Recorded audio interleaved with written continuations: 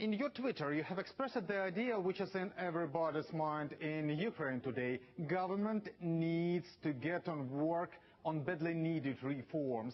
Can I know your opinion? How urgent is it? How much time do we have?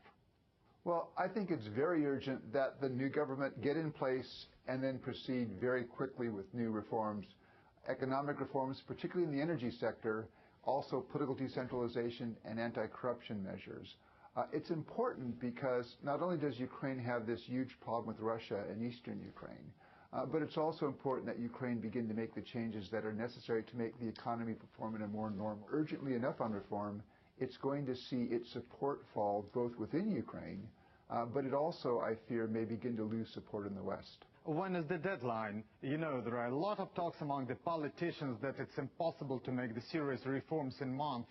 I've heard nobody in the West suggest a specific deadline, but I think I worry that if there is not urgent action seen in the next several months, that people will begin to wonder, is another missed opportunity beginning to form?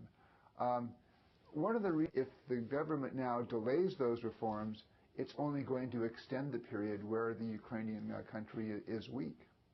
Well, in your article speaking about the Ukraine after the parliamentary elections, what happened and what's next, you told that the expectations in the West regarding the progress on reforms will be very high. What will happen if the new government will not live up these expectations? Most economists believe that Ukraine is going to need additional money, additional credits beyond what's in the program with the International Monetary Fund. And my guess is that the West will be prepared to consider that, but not unless there's a clear demonstration that the Ukrainian government is moving very quickly on the reform path.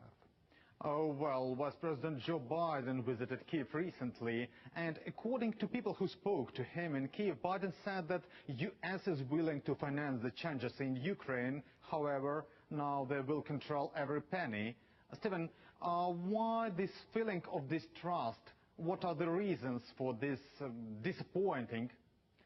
Well, I think one of the reasons, particularly why international financial institutions are going to closely monitor funding, is that there's a feeling, and I think with some evidence, that in the past sometimes those monies have been misused, that the sorts of reforms that the International Monetary Fund and others hoped the money would go to, in fact the money got derailed, it got sent into other purposes. So I think there is going to be that very careful monitoring. But again, I think there's a huge opportunity here now for the Parliament and for the government and for the President to work together.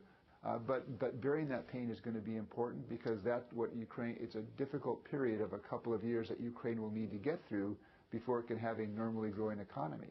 Well, you know better than others that what the politicians on Capitol Hill or in Foggy Bottoms are speaking about. Is it a chance that if Ukraine will not start moving in the right direction immediately in the US and in the EU, the decision makers will start to ask, is Ukraine worth the attention and support the country is asking about?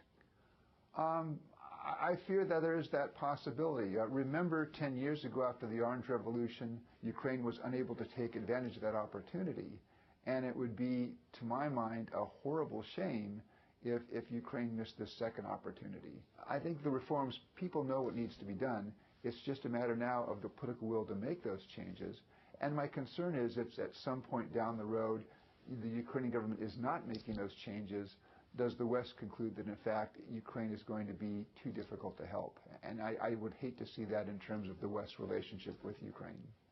Well, thank you very much. Maybe the last question. What do you think about the Ukrainian leaders? Are there the people from the new generation? Are they the people who are able to make the changes here in the country? How it seems from Washington. What is your opinion? Well, I can't speak for the U.S. government, but certainly my sense is in Washington there's a view that people like President Poroshenko, Prime Minister Yatsenyuk, they understand the difficult situation that Ukraine now finds itself in. And so the question is, can they now lead in terms of putting together an agenda, a reform agenda, that then wins strong support in the parliament? And perhaps in some case, American officials travel to Kyiv and they talk to Ukrainian officials, the sorts of things they hear in terms of a readiness to do hard reforms in terms of trying to pursue a course to draw closer to the European Union by implementation of the association agreement.